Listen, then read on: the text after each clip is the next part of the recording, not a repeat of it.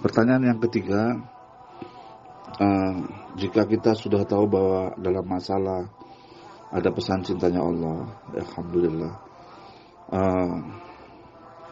Dan pesan cintanya Allah itu ya kawan-kawan, bukan sekedar kita tahu, tapi rasakan itu sebagai pesan cintanya. Ada banyak yang sekedar tahu tapi tidak merasakan. Dan sekarang mulailah kita sama-sama belajar bahwa ini rasakan betul. Rasakan bahwa di dalam setiap masalah, dalam setiap problem, dalam setiap apapun ujian, itu adalah tanda cintanya Allah. Makanya pesan cinta namanya. Rasakan bahwa yang Allah hadirkan itu sebenarnya jalannya Allah untuk membuat kita mendekat padanya.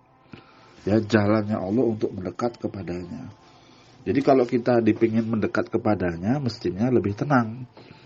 Dan kenapa kok masih ada khawatir, masih ada kecemasan, belum sepenuhnya hilang ketika ada satu masalah?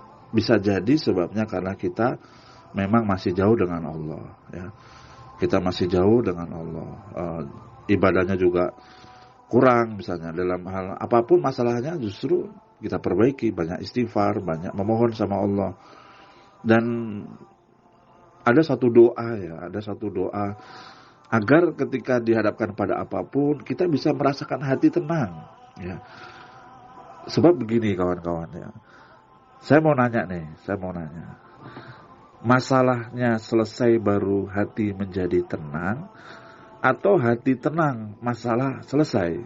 Nah, coba jawab jujur. Saya ulangi lagi ya. Masalah selesai kemudian hati jadi tenang, atau hati tenang masalah selesai?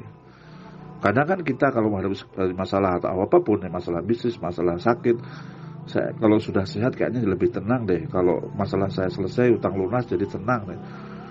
Tapi apa yang terjadi ketika masalah itu belum selesai? Iya, nggak tenang-tenang malah. Maka yang diajarkan, dicontohkan orang-orang mendapatkan pertolongan di dalam hidupnya itu justru ketika ada satu masalah, yang dihadirkan adalah ketenangan dulu. Tenang ketika sadar bahwa ini dari Allah. Ya. Tenang ketika bahwa yang hadir ini bentuk cintanya Allah. Makanya tanda cintanya ya penyakit, tanda cintanya adalah masalah itu, supaya kita merasakan bahwa itu bentuk tanda cintanya Allah. Berarti Allah menginginkan kebaikan dong sama kita. Karena mungkin ketika dulu diuji dengan banyak nikmat kita nggak bersyukur. Nah sekarang saatnya ketika diuji dengan supaya sabar karena ada masalah. Semuanya baik. Jadi ada satu doa. Insya Allah mudah-mudahan dengan doa ini Allah hadirkan hati yang tenang ya. Selain berupaya untuk menjauhi dari sesuatu yang makanan haram, pakaian haram, perilaku haram gitu. Karena ketenangan itu hanya bisa hadir ketika semua yang ada dalam daging kita semua ini halal. Tapi apapun itu kita mohon sama Allah. Doanya ya. Bismillahirrahmanirrahim. Allahumma inni as'aluka nafsan bika mutmainnah tu'minu biliqa'ik wa tarda biqada'ik wa ta'na'u bi'ata'ik. Ya, saya ulangi lagi. Allahumma inni as'aluka nafsan bika mutmainnah. Ya Allah, aku memohon kepadamu jiwa yang merasa tenang kepadamu.